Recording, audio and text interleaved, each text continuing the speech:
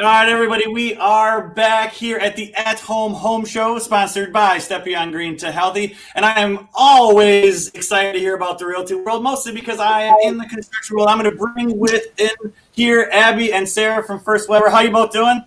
Hey, we're doing good. How are you? You're doing good. You gotta be happier. You gotta be more excited. Come on. There we go. Now we're talking. All right. Well, you guys are going to tell us all about how COVID-19 has changed the realty world. So I'm going to let you go ahead and take it over. Yeah, thank you. Thanks for the introduction. I am Abby Hockey, and I am a manager broker from First Weber. And this is Sarah Venice, an agent and also broker with First Weber. So thanks so much for having us today. We liked the segment before, as well as you did, Jonathan, about eating, because that will get either one of us on board. But we are coming to you to talk a little bit about real estate. And when we were asked to be a part of this, we were thinking about what topic regarding real estate do we want to talk about. Obviously, this is what Sarah and I do for a living. This is our passion. We do it every single day. So there's a lot to talk about when it comes to real estate.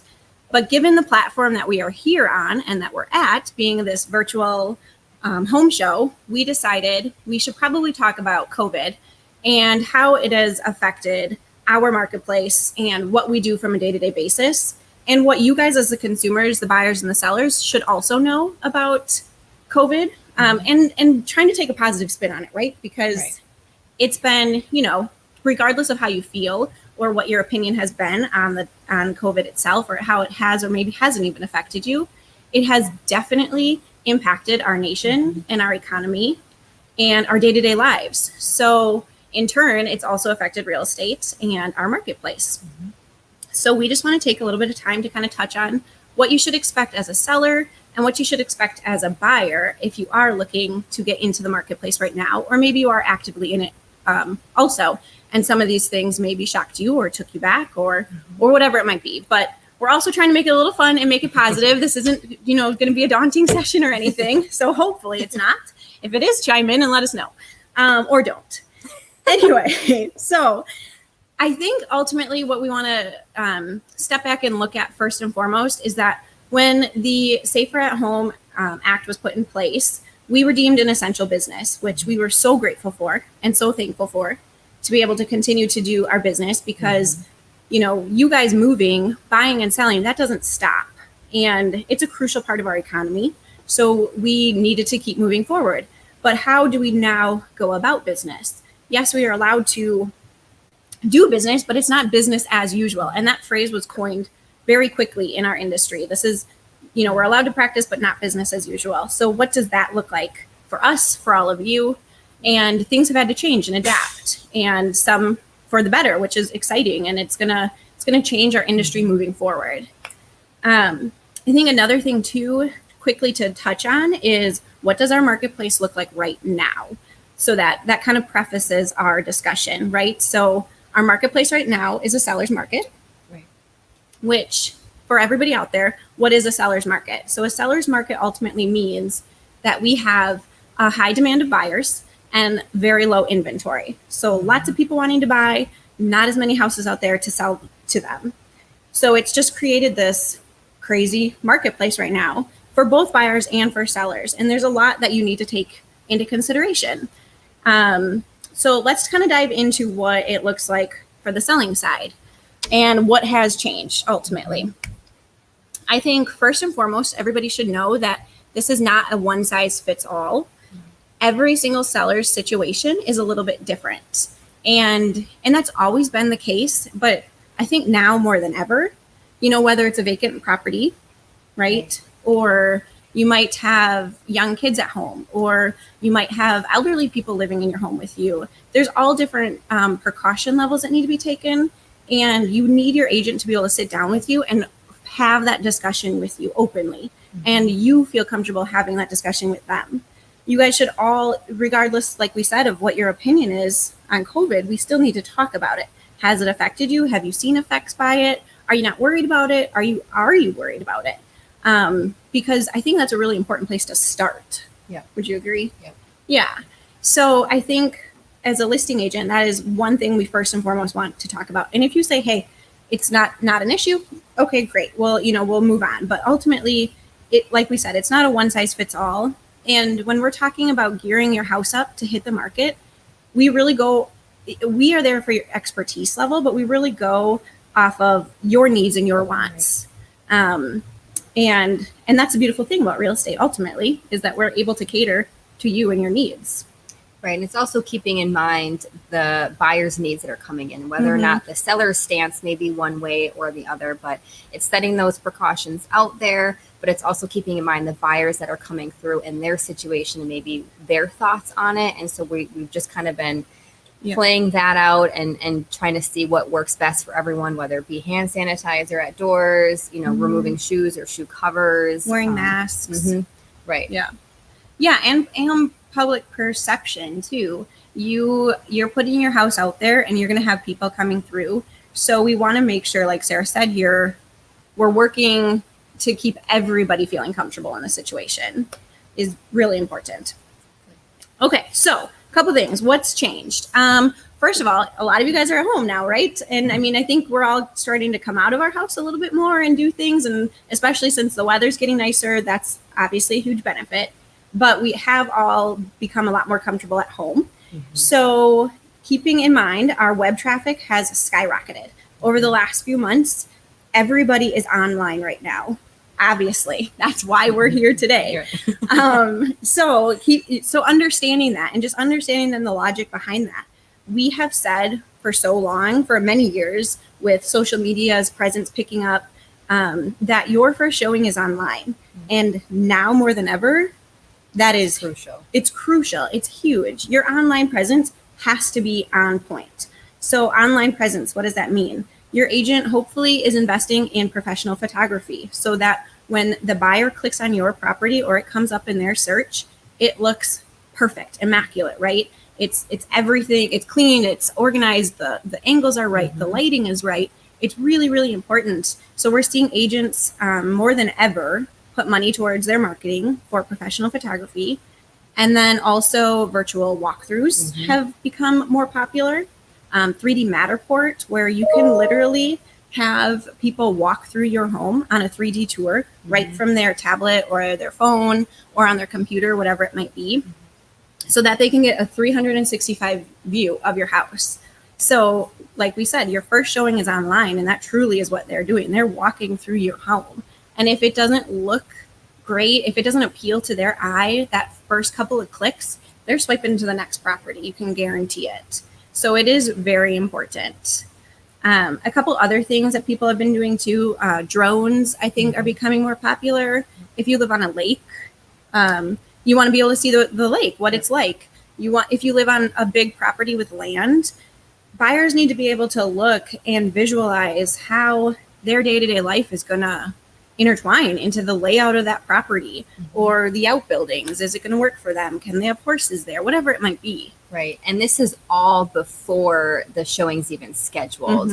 And that's on purpose in its own way. It's because of what was happening. We were trying to eliminate bodies all coming into these houses because of the lack of inventory that we were seeing. It was really important that we would showcase the house as true as it is.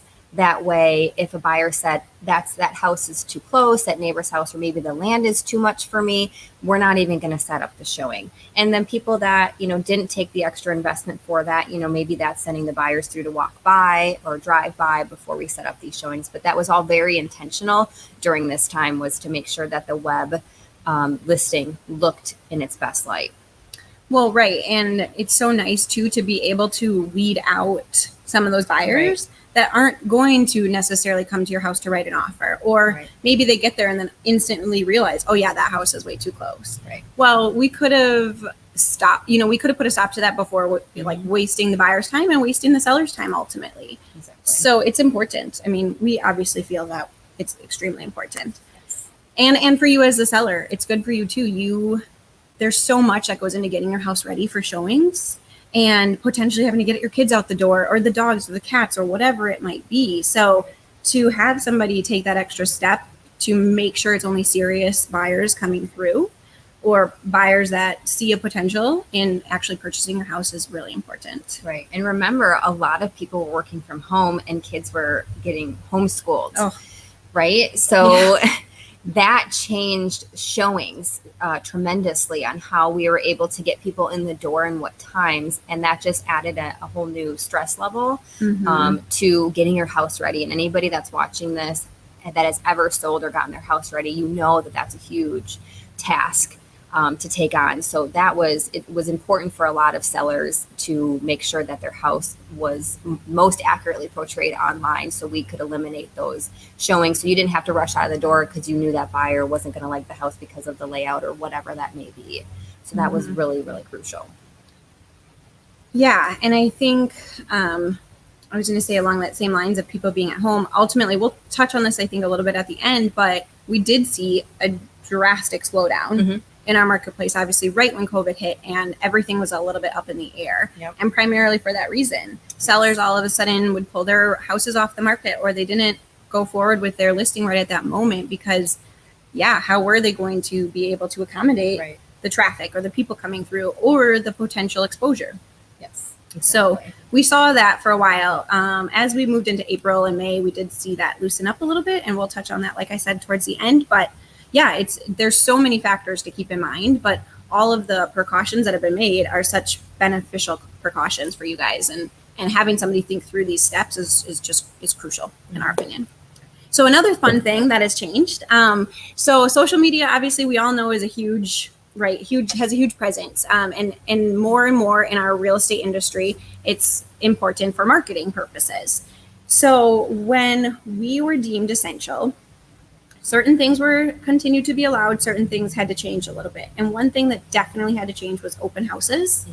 So obviously we couldn't even flirt with the idea of having too many people in a property at once, or, put anybody in an uncomfortable situation. So open houses, we did stop for quite a while. And though we still had continued listings, what were we going to do to get that extra exposure out to the world? So agents got creative and started using these tools that have always been accessible to us, but we just haven't been forced to use them until now. And one of those has been Facebook, and the different levels that the power that Facebook has, right? So Facebook Live virtual open houses really took off pretty much instantaneously. Yeah. It was pretty cool to see our industry just grasp onto it and get creative. But I'm sure a lot of you out there have seen them, or, possibly even bought houses off of them. As a manager, I heard all the stories of the agents that hosted them and said how many buyers reached out to them, or how they received offers directly from having the virtual open houses. The amount of exposure that we were able to capture during that time because we had to make adjustments for our sellers. We had to be able to showcase their house in ways and get it out there to the public, especially the people that are utilizing Facebook. Maybe they were laid off of their jobs and they're scrolling on Facebook a little bit more. It was able to capture those people, but to also benefit our sellers and market it in a different way when we couldn't actually do the live open houses or the live showings. There was every once in a while, we would hear about people doing a FaceTime showing, seeing if the clients liked it. If they did, then we would schedule another one to get them in. So it was being able to utilize tools like that, and Zoom, or things of what we're working on right now on this platform, and able to do that type of stuff more than ever. Yeah, Facebook Live consistently has been driving these live open houses have consistently been driving numbers upwards of the thousands as far as people viewing them, which you can't get that on your typical open noon house to 2 Sunday open house. Nor would you probably want that. Nor would you want that. Nor would you want that as a seller. Yeah. The agent would be stressed. I mean, there's so many reasons. So it shows the power behind the internet and behind social media, but also behind these technologies that agents are able to capitalize on now. Exactly. And for you as a seller, I mean, thousands upon thousands of people viewing and getting to walk through your house without actually having to come and spread their germs and their dirty shoes throughout your house. I mean, that's a win-win, most definitely. So then now jumping into, virtual open houses, we really got into when Safer at Home was in order. And now we're seeing things open up a little bit more. People are getting a little more comfortable getting outside of their house.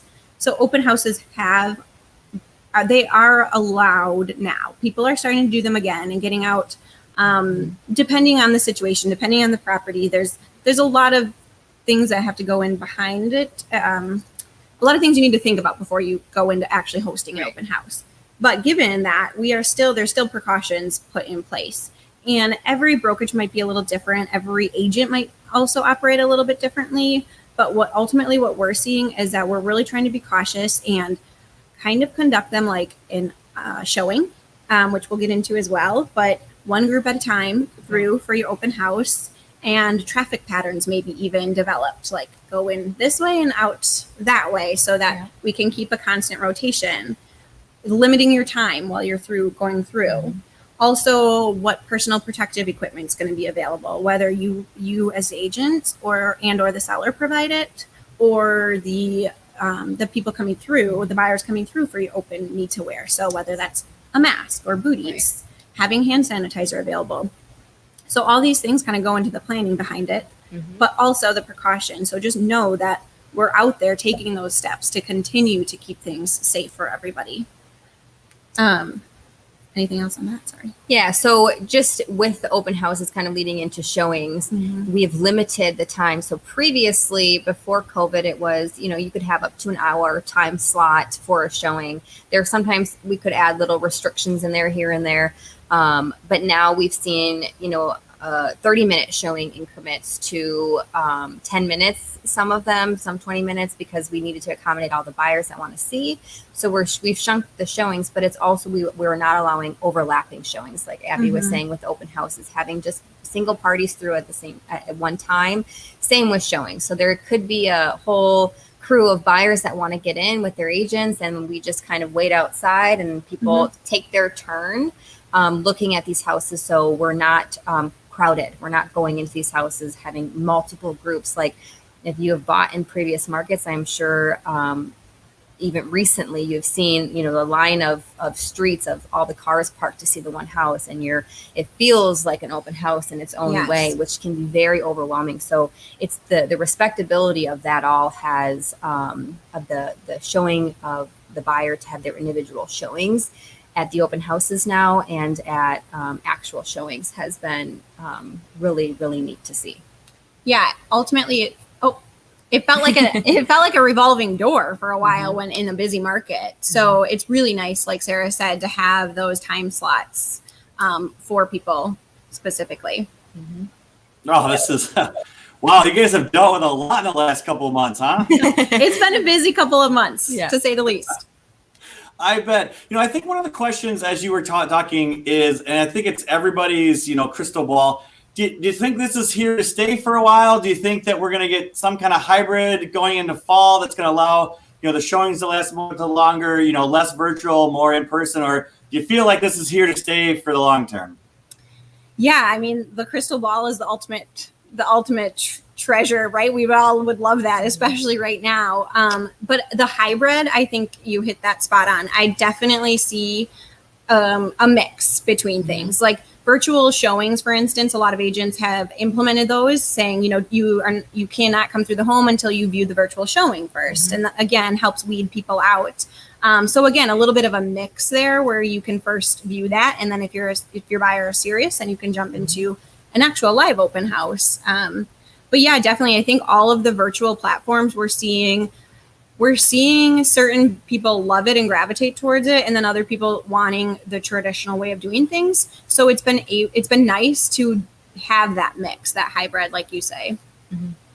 Yeah, and we never know what's coming in the future and how to address it. But I think our industry as a whole has done a really good job of being very proactive on what to do and when, and just kind of taking it one day at a time. And I do think, like Abby said, there's going to be a shift of we're going to still utilize both ends just depending on the situation and people, the seller's feelings and the buyer's feelings towards what's all happening in our market. But I would say, I mean, there's still, as much as a lot of things came on virtually, there's still, I mean, there was rarely did we hear of people writing sight unseen, even considering the situation. While people do it, people did it in previous markets, it's not unheard of.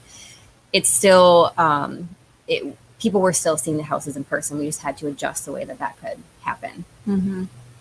Awesome. Well, really good information. Thank you, Abby and Sarah, for your time today, and I hope to have you back soon. Thank you.